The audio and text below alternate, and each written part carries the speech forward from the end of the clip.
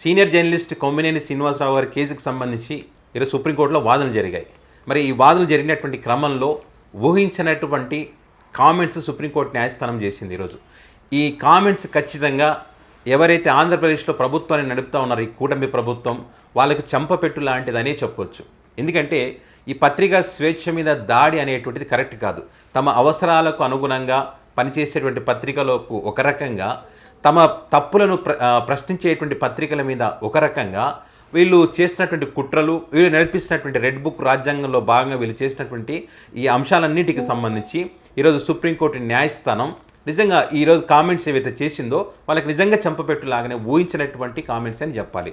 ఎందుకంటే గతంలో కూడా సుప్రీంకోర్టు అనేక సందర్భాల్లో ఈ పత్రిక మీద స్వేచ్ఛకు సంబంధించి వాళ్ళ హక్కులను ఉల్లంఘించకండి అని చెప్పి, అంటే గతంలో ఒక ఎంపీ ఒక ప్రభుత్వాన్ని ప్రశ్నిస్తూ, తప్పులను ప్రశ్నిస్తూ అది కవిత రూపంలో పెట్టారు. అది కూడా తప్పని చెప్పారు. కవిత రాస్తే కూడా తప్పని చెప్పారు. సుప్రీంకోర్టు న్యాయస్థానం చెప్పినప్పుడు అయ్యా ఆ వ్యక్తి కళాకారుడు కవిత రూపంలో చెప్పారు, అందులో ఎవరిని కించపరిచే విధంగా ఏముంది, అదే వ్యంగ్యంగా రాస్తే కూడా మాట్లాడితే కూడా తప్పేముంది ఇందులో అని చెప్పి ఆ కేసును కొట్టేసింది గతంలో. ఒక మహారాష్ట్రలో సంథింగ్ ఎక్కడో అనుకుంటా ఒక ఎంపీ కేసు, కాంగ్రెస్ పార్టీ ఎంపీకి సంబంధించి. సో అట్లా పత్రికా స్వేచ్ఛ మీద దాడులు ఎక్కువ జరుగుతున్నాయి. మరి దాన్ని ఖండించాల్సినటువంటి అవసరం ఉంది, దాన్ని పరిరక్షించాల్సినటువంటి అవసరం ఉందని చెప్పి సుప్రీంకోర్టు న్యాయస్థానం అనేక సందర్భాల్లో చెప్తూ వచ్చింది. సో ఇక్కడ కూడా మరి కొమ్మినేని గారి అరెస్ట్కి సంబంధించి మరి ఏదైతే వాళ్ళకి మీ అందరికీ తెలిసి ఆ డిబేట్ ఎందుకు నడిచిందో ఏంటనేది, ఆ డిబేట్కి సంబంధించి ఇల్లీగల్, అరెస్టే ఇల్లీగల్. వీళ్ళు ఏం చెప్తారు, కొమ్మినేని గారు కావాలని నవ్వారు అక్కడ, మరి అక్కడ కృష్ణరాజు గారు కావాలనే మాట్లాడారు, ఇక్కడ వీళ్ళిద్దరిది తప్పు, వీళ్ళిద్దరి మీద కేసులు పెడతాం, వీళ్ళిద్దరిని అరెస్ట్ చేస్తాం, మరి ఆ ఛానల్ నడిపించినటువంటి సాక్షి మేనేజ్మెంట్ భారతి గారిది, జగన్మోహన్ రెడ్డి వీళ్ళది కూడా తప్పు, వాళ్ళ మీద కూడా కేసులు పెడతామని చెప్పి సాక్షి ఆఫీసుల మీద దాడులు చేశారు, మహిళలకు డబ్బులు ఇచ్చి రోడ్డు మీద తీసుకొచ్చి నిరసన కార్యక్రమాలు చేపట్టారు. ఇట్లా అసలు ఎవరికీ తెలియనటువంటి విషయాన్ని రాష్ట్రం మొత్తం వీళ్ళే ప్రచారం చేశారు. అసలు సాక్షిలో వచ్చింది తక్కువ, వీళ్ళ ప్రచారం ఎక్కువ. ఆ రకంగా వాళ్ళే పబ్లిసిటీ చేసి వాళ్ళ మనోభావాలు దెబ్బతీసింది వాళ్ళే. మరి వాళ్ళు వేరే వాళ్ళ గురించి ఎన్నైనా మాట్లాడతారు, ఎన్నైనా చెప్తారు. వాళ్ళు ఆడవాళ్ళ గురించి ఏం తిట్టినా, ఏం మాట్లాడినా, కొన్ని ప్రాంతాలను వాళ్ళ గౌరవం దెబ్బతీసినా కూడా వాళ్ళది తప్పు కాదు, వాళ్ళ మీద కేసులు ఉండవు. కానీ ఇక్కడ మాత్రం కేసులు పెట్టారు. సో ఈ అంశాలకు సంబంధించి ఈ రకంగా ఉందని చెప్పి కింద కోర్టులో మరి వీళ్ళ కొమ్మినేని గారి తరఫున న్యాయవాదులు వెళ్ళి ఈ రకంగా ఇది ఇల్లీగల్ అరెస్ట్ అని చెప్తే, మరి ఇక్కడ కూడా వీళ్ళు పెట్టినటువంటి సెక్షన్లో ఒక 6 సెక్షన్లు పెడితే 2 సెక్షన్లు తీసేశారు. అది 356(2) దాని గురించి కూడా మనం ఒక వీడియో చేశాం. ఇది ఎస్టీ ఎస్సీకి దాని సెక్షన్ పెట్టి ఎక్కువ రోజులు వాదనలు జరిగే విధంగా, ఎందుకంటే ఇది డిఫరెంట్ ఉంటుంది, వేరే సెక్షన్కి దీనికి డిఫరెంట్ ఉంటుంది.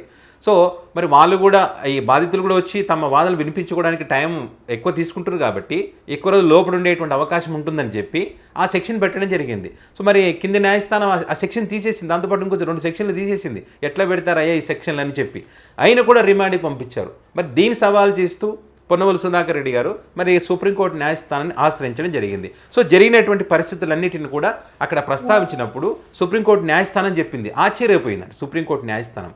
అదేంటి, మేము కూడా విచారణ జరుగుతున్నటువంటి సందర్భంలో మరి అక్కడ ఖచ్చితంగా వాళ్ళు మాట్లాడుతున్న మాటలకు సంబంధించి మేము కూడా నవ్వుకుంటాం, నవ్వినంత మాత్రాన మేము తప్పు చేసినట్ట కాదు కదా. సో అదే రకంగా అక్కడ ఒక డిబేట్ నడుస్తున్నప్పుడు అవతల వ్యక్తి మన కంట్రోల్లో ఉంటాడా, ఆ వ్యక్తి ఏం మాట్లాడతారని మనకేం తెలుస్తుంది? ఈ వ్యక్తి అడిగినటువంటి ప్రశ్నకు ఎలాంటి ఆన్సర్ వస్తుందో తెలియదు. మొన్న వచ్చింది ఆన్సర్ అట్లాగే వచ్చినప్పుడు ఖండించారు, క్షమాపణలు చెప్పారు, ఇద్దరు క్షమాపణలు చెప్పారు. చెప్పిన తర్వాత ఇంకా ప్రాబ్లం ఏముంది అక్కడ? అయినా సరే కేసులు పెట్టారు. పెట్టినటువంటి కేసులు ఏంటి? ఈ 7 సంవత్సరాల లోపు శిక్ష పడేటువంటి కేసులే, రిమాండ్కి పోవాల్సిన అవసరం లేదు. పైగా వీళ్ళకి గతంలో నేరం చేసినటువంటి చరిత్ర కానీ, పారిపోయినటువంటి చరిత్ర కానీ ఇట్లాంటివి ఏమీ లేవు. లేకపోయినప్పుడు కూడా ఈ రకంగా వాళ్ళని అరెస్ట్ చేసి రిమాండ్లో పెట్టి, అంటే ఇందులో కుట్రకోణం అనేది కనిపిస్తూ ఉందా లేదా?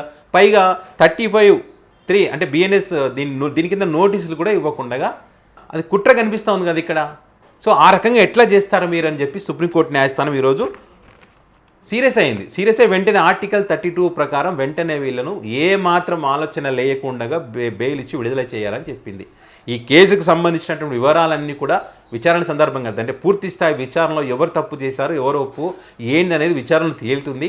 ఆ తేలిన తర్వాత, అంతేగాని ఇప్పుడు మీరు ఈ పత్రికా స్వేచ్ఛను అడ్డుకునేటువంటి ప్రయత్నం అయితే చాలా చేస్తున్నారని చాలా క్లియర్గా ఇక్కడ అర్థమవుతుందని చెప్పి బెయిల్ ఇచ్చేయాలి వెంటనే అని చెప్పి చెప్పింది సుప్రీంకోర్టు న్యాయస్థానం. సుప్రీంకోర్టు అత్యున్నత న్యాయస్థానంలో ఇలాంటి కామెంట్స్ వినిపించినప్పుడైనా ఈ ప్రభుత్వాలు తమ పద్ధతిని మార్చుకుంటే మంచిది.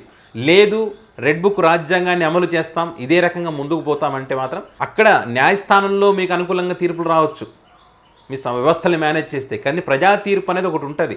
ఆ ప్రజా తీర్పు నుంచి మీరు తప్పించుకోలేరు. అక్కడ ఏ సెక్షన్లు ఉండవు, ఇంకా భూస్థాపితమయ్యే సెక్షన్లే ప్రజలు తలుచుకుంటే. అలాంటి పరిస్థితులు తెచ్చుకుంటున్నారు వీళ్ళు. 1 సంవత్సర కాలంలోనే అలాంటి పరిస్థితులు వచ్చాయి. సో ఏదేమైనా కూడా వైసీపీ లీగల్ టీం అయితే ఈ విషయంలో అద్భుతంగానే పనిచేసిందని చెప్పొచ్చు. తమ వాదనలు కరెక్ట్గానే కింది న్యాయస్థానంలో పరిగణలోకి తీసుకోకపోయినా కూడా సుప్రీంకోర్టులో మాత్రం వీళ్ళ వాదనలు పరిగణలోకి తీసుకొని వీళ్ళతో ఏకీభవించి వెంటనే విడుదల చేయాలి, బెయిల్ ఇచ్చి పంపాలనే విధంగా సుప్రీంకోర్టు ఈరోజు ఒక తీర్పు ఇచ్చినటువంటి, పూర్తిస్థాయి తీర్పు కాదు ఇది, విచారణ జరుగుతుంది. అయితే మొత్తానికైతే ఊరట లభించిందని చెప్పొచ్చు కొమ్మినేని గారికి. సో ఇందులో వైసీపీ పార్టీ సక్సెస్ అయిందని చెప్పొచ్చు.